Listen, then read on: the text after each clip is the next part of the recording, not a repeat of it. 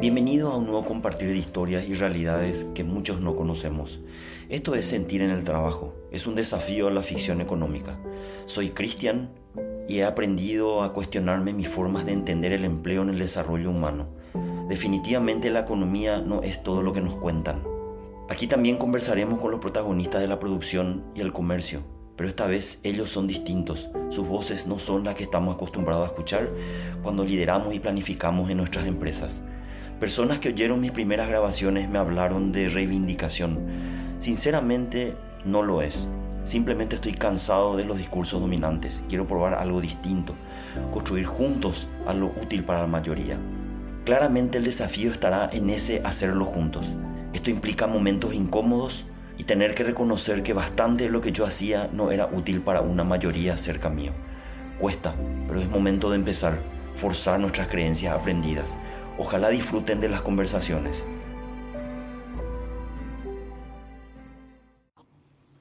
Bienvenidos a otro episodio de Sentir en el Trabajo. Gracias por escucharnos y compartir este espacio de hoy. Le tenemos de invitado en esta tarde a Andrés. Andrés tiene 32 años, está casado, tiene un hijo de 5 años. Ya tuvo 4 experiencias en empleos distintos, es asunceno y muy interesante, en él habla inglés y es licenciado en diseño gráfico de la Universidad Católica. Hola Andrés, gracias por estar hoy con nosotros. Hola Cristian, muchas gracias por la invitación. Andrés, como siempre digo, quiero ir directo a nuestro tema, a nuestras cuestiones de este mundo de la economía y el trabajo. Quiero que me cuentes un poquitito cuál fue o cómo fue tu inicio laboral, y también me interesa mucho saber por qué aceptaste participar de esta entrevista. Bueno, el inicio fue bastante bueno, después fue cambiando un poco la situación y yo acepté venir a esta entrevista, Cristian, porque me parece muy interesante y muy importante por sobre todo lo que vos estás haciendo, lo de tratar de hacerle sentir a la gente lo que realmente siente, porque a veces vos te sentís de una forma, pero no es lo que expresas con la gente de tu alrededor o con tus superiores, ¿verdad? ¿Qué significado tiene para vos el trabajo en tu vida? ¿Tuvo algo, o sea, tuvo un significado al inicio, cuando eras joven, hoy tiene otro? Sí, el trabajo, como a mí me enseñaron, ¿verdad? Y como uno lo percibe, creo yo, desde el inicio, es la necesidad de poder tener un ingreso para poder sobrevivir. O inclusive no solamente sobrevivir, para poder de repente tener cosas que uno desea en la vida. Porque la plata no cae del cielo. Ese significado que de repente es muy egoísta, por así decir, porque generalmente cuando vos sos soltero, todo es para vos, para tu vida, para comer, para vestirte y para de repente divertirte, ¿verdad? Ese significado cambió en mi vida desde el momento que yo tuve un hijo, que fue una situación, la verdad, estábamos en una situación económica que no era la mejor, pero funcionó para mí también como una catapulta, ¿verdad? En ese momento yo entendí realmente el sentido del trabajo, que no es solamente sobrevivir, sino es tratar de seguir tus sueños y también un sentido de responsabilidad y pertenencia con tu familia, porque el empleo, tu trabajo o tu empresa afecta directamente a la familia que vos tenés.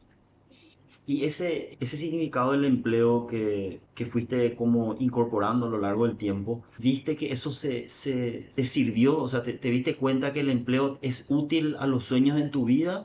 ¿O eso fue cambiando? ¿O cómo le ves hoy al empleo?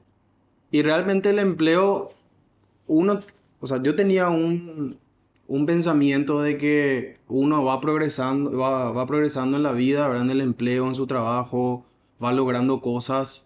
No se imagina un camino tan difícil de recorrer, ¿verdad? A veces de repente se nos da la oportunidad de trabajar en lo que nosotros queremos trabajar, en el ámbito que queremos trabajar, pero eso después se va tornando cada vez más difícil y en la mayoría de los casos te vas desviando realmente a lo que querés lograr. Ah, ok. Muy interesante.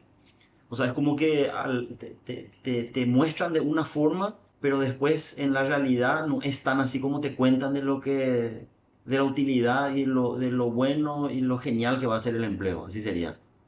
Sí, básicamente es eso. Primero te prometen o te dan supuestamente la oportunidad de trabajar en un lugar formado, conformado, con las mejores herramientas. pero después eso con la convivencia tanto de los compañeros de trabajo y los jefes se va tornando en algo totalmente distinto y termina siendo una pesadilla. Decime, este título que vos tenés de esta universidad, o creo que puede ser también de cualquier otra, decís que te sirve de algo a la hora, te sirve a la hora que te contraten, pero después ya no te sirve. ¿Cómo, qué pensás del título universitario? Del título universitario en general, yo te voy a contar o sea, es mi opinión y es vamos a decir, es lo que me tocó vivir con mi carrera. Yo creo que depende mucho de la carrera que uno sigue, porque por ejemplo, carreras como medicina, ingeniería, yo creo que sí, el título es como una especie Aval. claro, de certificación de que vos pasaste por esos estudios porque la vida de las personas están en tus manos, ¿verdad? En el caso del ingeniero lo mismo. Pero hay otras carreras, por ejemplo, que son mucho más experimentales, que de repente, no porque no tengas un título no puedas ser mejor que otras personas. En mi carrera, por ejemplo, se basa mucho más por la experiencia y por lo vivido. Yo hoy en día pienso de que el título no me cambia el nombre, ni la persona, ni la forma que yo veo las cosas. Yo soy Andrés sin el título y voy a seguir siendo Andrés con el título. Te quiero hacer una pregunta respecto a un tema que estuvimos conversando fuera de micrófono. Estuvimos viendo de que tus conocimientos, tus capacidades, sos una persona que yo te conozco por otros lugares que realmente tenés mucha fuerza, sos una persona muy proactiva, te gusta hacer varias cosas a la vez, incluso hablas inglés. Y estuvimos comentando que en algunas, con las experiencias anteriores que tuviste, es como que vos te das cuenta, te diste cuenta que al final en países o en regiones como la nuestra, la clase social tiene un significado muy grande, porque estuvimos conversando de que con todos los conocimientos, las actitudes, los recursos y todo lo que vos tenés, sin embargo, es como que sentías que tenés un límite y cuando te pones a analizar, realmente la única diferencia que hay entre vos y a lo mejor el accionista o el dueño o el propietario es la clase social que esta persona tiene. Y eso también hablaste de que llega un momento como que por tu clase social vos no podés llegar a ganar lo mismo que gana el dueño. Por más que vos tengas incluso más rendimiento, vendas, porque a vos te gusta mucho el tema comercial también, es como que vos tenés un límite, ¿verdad? ¿Por qué? Matemáticamente o del punto de vista de rendimiento no hay ninguna explicación. La única que hay es, no, yo soy vendedor y no puedo ganar igual que el dueño. Sí, y ahí tiene mucho que ver los directores o los jefes, ahora mismo, ahora los gerentes, cómo llegaron a ese cargo, cómo tienen la empresa que tienen y qué hicieron para poder tener eso. Depende mucho el recorrido de esas personas porque la vida de una persona y de repente también la experiencia y te diría inclusive el carácter de una persona tiene que ver mucho con el recorrido que tuvo en la vida. Y lastimosamente en este país nosotros estamos plagados de empresarios, genios, líderes, que su empresa lo es todo, ¿verdad? Que ellos tienen toda la sabiduría del mundo y en realidad son gente que directamente heredó la empresa y lo único que hacen es manejar el personal, manejar los recursos, que ni siquiera lo hacen bien. Entonces yo creo que esa es la brecha enorme que hay entre un empleado con conocimientos o capaz que pueda inclusive triplicar los ingresos de una empresa, pero que no tiene la clase social, no solamente por la clase social, sino que no está al mismo nivel. Cómo un vendedor o como un ex vendedor puede ser gerente general de una empresa? Mira, yo como en todos los episodios quiero hablar de mí, de lo que yo también tengo que reconocer que no fue lo mejor que hice. Y te puedo decir que nosotros acá en nuestra empresa San Pirópolo, yo perdí muchas personas que hoy tienen sus propias imprentas. Eso significa que algo en lo que yo hice no lo hice de la mejor forma, porque si no, esas personas hoy deberían estar gestionando, administrando y conduciendo esta organización, esta empresa. Ellos tienen hoy sus propias empresas, hasta algunas de ellas me compiten, nos compiten y hacen bien. Entonces eso significa que algo en lo que nos enseñan no está funcionando que hace que las personas buenas se retiren de la organización y terminen haciendo su propio emprendimiento. Y ahí me da mucha pena también a mí a veces porque las personas tienen todo menos capital. Y eso es algo que nos caracteriza en Latinoamérica, ¿verdad? Porque supuestamente todos tenemos que tener las mismas oportunidades. Y sin embargo, al final parece que hay muchas personas con talento, pero sin contacto, y muchas personas con contacto o con buenos contactos y sin talento. Así que cuando me contás esto me choca y me hace revisar cómo a veces no sabemos retener a las personas que valen. Te quiero preguntar ahora, Andrés, ¿qué vos le recomendarías? O sea, ¿qué me recomendarías a mí? Porque yo, por ejemplo, nací en mi vida 3-0, como se dice. Hay personas que nacen 3-0 y hay personas que nacen 0-3. Hay personas que tienen que recorrer mucho más para llegar al lugar donde estoy yo. Y yo soy una persona que nací con privilegio y nací ya en una empresa funcionando. ¿Qué vos le dirías a una persona como yo si tuvieras la posibilidad para que se den cuenta que hay otras personas que tienen las mismas capacidades o incluso mejor, pero a lo mejor son distintos en la clase social o en otras cuestiones? ¿Qué vos le dirías que tienen que hacer para darse cuenta del potencial que está a su lado? Lo más importante y lo primordial es que primeramente luego, para que vos puedas llegar a tener una persona que sea confiable, que haga que tu empresa salga adelante y moje la camiseta por tu empresa, es que le dejes de ver como un empleado. Eso es paso número uno, ¿verdad? Si vos no dejas de verle como un empleado, nunca va a funcionar.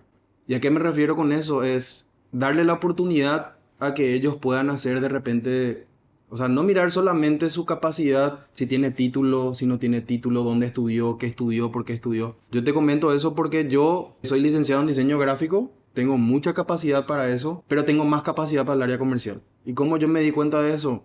Yo me di cuenta por los golpes que me di en la vida laboral. Capaz que con esa carrera acá en Paraguay, o por lo menos en esta zona, en Latinoamérica en sí, tenemos un techo con esa profesión, ¿verdad? Porque hay mucha prostitución laboral en ese sentido. Entonces yo encontré otra vocación, o sea, encontré que era bueno en otras cosas y yo tuve que hacer mi camino solo porque justamente la gente me decía, pero ¿qué vos vas a hacer en la parte comercial si vos sos licenciado en diseño gráfico? Y de repente te puede sorprender, ¿verdad? Gente que a lo mejor no tiene el estudio, vamos a decir, teórico, pero sí tiene la proactividad y las ganas de hacer cosas. Eso es una señal de que ellos están luchando por algo que quieren lograr. Entonces, paso número uno, dejar de verlos como empleados. Y paso número dos es darle la oportunidad de ser proactivos. Porque la gente te dice, no, él no es proactivo. Pero ¿cómo vos sabes que no es proactivo? ¿Alguna vez le diste la oportunidad de ser proactivo? ¿Alguna vez le preguntaste si quería hacer otra cosa? Quiero hacer una pregunta ahí. ¿Vos crees que hay muchas situaciones donde los que estamos arriba estamos como todo el tiempo suponiendo o es como una mirada presunta que tenemos del que está enfrente nuestro? Y a partir de ciertas cuestiones como llegar tarde o la forma de vestirse o a lo mejor la forma de hablar y otras cuestiones, en vez de preguntar nosotros cómo esa persona se siente o qué piensa esa persona en la organización, nosotros que estamos arriba directamente nos hacemos una imagen de esa persona y a partir de ahí le empezamos a juzgar o desde ahí le miramos. ¿Crees que es algo así? Sí, yo creo que es algo así. Yo creo que es también una parte de asumir lo que uno cree que es, ¿verdad? Sin preguntar, o hay casos también que no quieren preguntar, ¿verdad? ¿Y Como, crees que si alguien te pregunta, no sé si vos decís que alguien que se le pregunta, o sea, cuando un jefe le pregunta a un empleado, ¿qué tanto se va a animar el empleado o el trabajador a decirle lo que realmente piensa de la empresa o de él? y depende de qué tipo de pregunta se le haga, ¿verdad? Si es algo muy directo, o hey, ¿qué te parezco yo a vos como jefe? O yo alguna vez te traté mal, obviamente es un poco, vamos a decir, invasiva la pregunta. Pero podés empezar desde preguntas muy sencillas como ¿qué tal te sentís? ¿Por qué llegaste tarde? No directamente castigarle al empleado por algo que a lo mejor por miedo tuvo que callarse y no decir, ¿verdad? Entonces ahí se va generando la confianza porque el tema con el empleado y el jefe acá en Paraguay pues está muy sentado de que vos no podés dirigirte a tu jefe así nomás. O peor si es un director. Es directamente decir sí y someterse, ¿verdad? Si es que sos una persona necesitada, peor. Esta palabra someterse vuelve en mis entrevistas muy seguido. Y entonces te quiero preguntar ahí algo, Andrés. ¿Te sentiste alguna vez explotado laboralmente? Explotado, la palabra explotado laboralmente, bueno, sí, pero a ver, te explico más o menos cómo me sentí en realidad. Yo no diría explotado, depende mucho del contexto, pero sí me sentí utilizado. Utilizado. Utilizado en la mayoría, si no es en todos los trabajos que tuve, ¿verdad? Para resumir, porque es un caso bastante largo, uno de ellos yo estuve como empleado 4 años y básicamente desde el primer día que yo ingresé en ese trabajo, yo tenía un solo objetivo, una sola meta, que era llegar a un puesto alto. Tal es así que la empresa creció bastante, de hecho que hoy es una de las empresas que tiene una marca bastante grande en lo que es consumo masivo y puedes encontrar en estos supermercados 24 horas. Básicamente trabajé yo solo en todo lo que es la cartera de clientes, yo hice todos los contactos comerciales y todo era promesa y en el momento que yo tenía que estar a cargo de eso, vino una manada de gente que básicamente me hizo sentir como si fuera que yo era un trapo sucio, ¿verdad? Un trapo que ya se le utilizó y hay que tirar, ¿verdad? Entonces ahí fue el momento que yo hice un clic y dije yo no puedo seguir así. Y ante toda adversidad y toda situación en la que yo me encontraba, tuve que renunciar y buscar realmente un lugar donde me puedan valorar. Y ahí es donde vos te pones a pensar y decís que el salario o la remuneración no es todo en la vida. Hay que quererse como persona y valorarse y saber muy bien qué es lo que uno puede lograr. Vos decís que, porque se habla mucho del tema, bueno, a mí no me gusta hablar de lo que se habla, ¿verdad? Porque yo siempre digo que casi 18 años justamente siguiendo todos los discursos dominantes, creía una cantidad de cosas que yo siento que me hicieron perder el tiempo. Vos decís, ¿qué necesitan las personas en las empresas? Yo a la conclusión que llegué es que las personas quieren ser escuchadas. Yo siento que, o me di cuenta que las personas, todas las personas tienen algo que decirnos.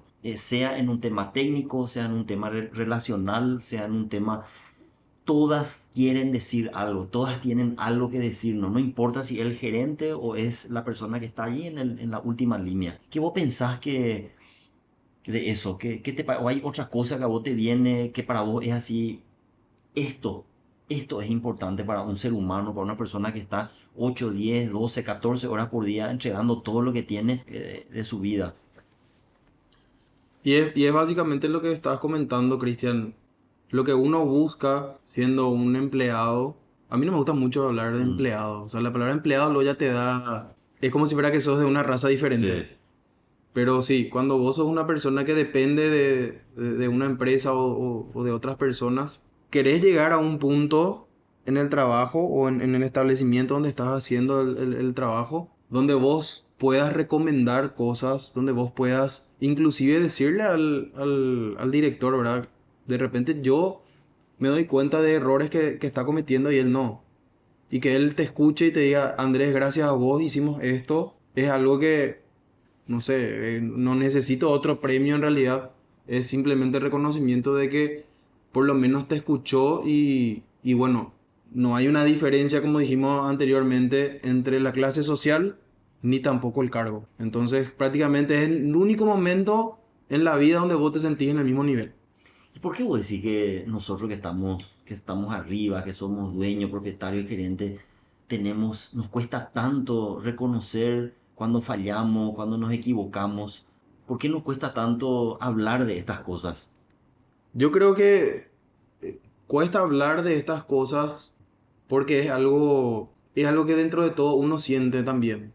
También son seres humanos, también en algún momento de su vida se equivocaron, pero yo el entendimiento que tengo, y yo creo que para cerrar un poquito también todo este tema de los empresarios, yo creo que en realidad la gente piensa que ellos lo que hacen es derivar el trabajo o delegar el trabajo, pero en realidad lo que ellos hacen es delegar los errores que ellos cometen. O sea, ellos buscan un culpable, pero no en forma, vamos a decir, no a propósito, sino que por cada error que se comete dentro de la empresa, siempre tiene que haber un responsable. Mm. Entonces, vos tenés tu jefe de cada departamento y si algo se hizo mal, por más de que venga de arriba, vos no controlaste, vos no hiciste. Nunca puede ser mi error. Porque ¿qué yo le voy a estar enseñando a mis empleados? ¿Cómo yo, director de la empresa, me voy a equivocar? Mm. Entonces, yo creo que va más por ese lado, ¿verdad? Bueno, Andrés, otra pregunta que te quería hacer. Vos me habías comentado que en tu experiencia de vida tenés una que tiene que ver con ser emprendedor. Quería preguntarte cuáles fueron las experiencias que hiciste específicamente respecto a el conocimiento, la eficiencia, la calidad del servicio que prestas. ¿Eso es lo importante o es también importante o tiene que ver con otras cuestiones del mercado? ¿Qué pensás también un poquito de esto que está tan instalado? Incluso cuando compramos fruta en el semáforo, le pedimos descuento a la persona que nos vende la fruta, ¿verdad? ¿A cuánto me dejas? Te da, o inmediatamente la misma persona que no tiene nada, lo primero que te ofrecen es un descuento. ¿Qué pensás de esto en el mundo del emprendedor? Sí, de hecho que yo tuve un emprendimiento cuando estaba en época de facultad inclusive, y es justamente muy simpático porque el término emprendedor y el término empresario son términos totalmente diferentes, otra vez, ¿verdad? El emprendedor siempre es el que está luchando ahí que su emprendimiento salga adelante, no tiene capital o tiene muy poco capital, y el empresario es el que tiene la empresa grande con 25 empleados mínimo y tiene capital. Entonces ahí hay también una especie de... Cuando uno dice emprendedor, también se siente medio como un empleado.